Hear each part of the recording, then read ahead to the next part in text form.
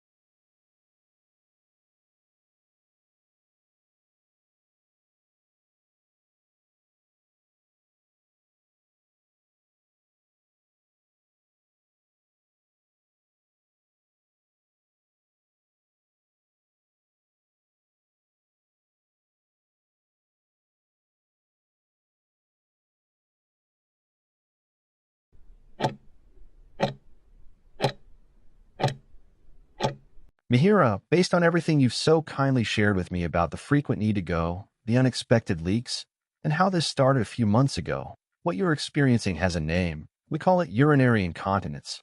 I want to take a moment to reassure you about this, because it's very important to understand what this means. First and foremost, this is an incredibly common condition, especially for people in your age group. You are not alone in this, and there is absolutely no reason for shame. Secondly, and most importantly, it is very treatable and manageable. We have several effective strategies that can make a significant difference. The goal is to help you regain control and confidence. This condition does not have to define you or limit your personal life. With the right support and plan, you can absolutely continue to enjoy your daily activities, meet friends for coffee, and live your life fully without this constant worry.